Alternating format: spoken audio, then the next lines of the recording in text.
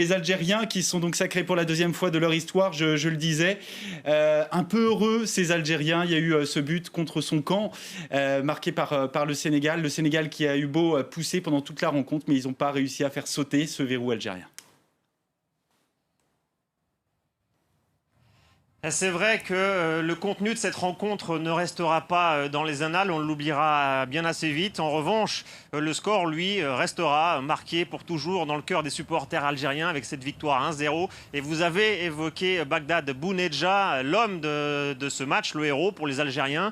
Il a marqué le but dès la 2e minute. Sa frappe contrée de loin, sa frappe de loin a été contrée par le défenseur sénégalais, le maleux Salif Sané. Le ballon est parti en cloche et à lobé le gardien pour terminer sa course au fond des filets.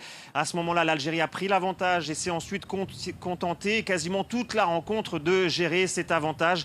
Le Sénégal a bien tenté de revenir, mais on a assisté à un match très tendu, beaucoup de fautes, plusieurs cartons jaunes, beaucoup de tensions autour de l'arbitre notamment, ce qui a empêché probablement les Sénégalais et la star Sadio Mané de se mettre en évidence. En deuxième période, le Sénégal a continué de pousser et il y a eu l'action de la 60e minute, un penalty accordé au Sénégal après un centre de Gassama qui a touché le bras de Guedjouria. À ce moment-là, l'arbitre siffle le penalty, puis décide finalement d'aller consulter la vidéo. Petit moment de flottement et l'arbitre finalement revient sur sa décision et annule le penalty accordé aux Sénégalais.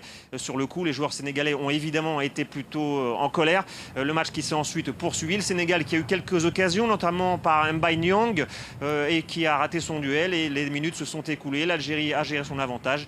Et finalement, le score en est resté là à 1-0. L'Algérie, vous l'avez dit aussi, remporte la 2e Coupe d'Afrique des Nations de son histoire. En 1990, il y avait eu la génération des Rabat Madjer notamment. On retiendra 2019, la génération de Riyad Mahrez, le capitaine, et du sélectionneur Djamel Belmadi, qui est devenu un héros pour tous les supporters algériens que nous avons rencontrés. Ils ne sont pas encore autour de moi. Ils sont encore restés dans le stade pour célébrer cette victoire, voir la remise du trophée. Dans quelques minutes, on les verra dans les rues du Caire célébrer cette victoire. Dans les rues de Paris également, à Alger, une grande fête est promise par les supporters algériens. On entend au loin, devant ce stade international du Caire, leur chant qui résonne dans les tribunes.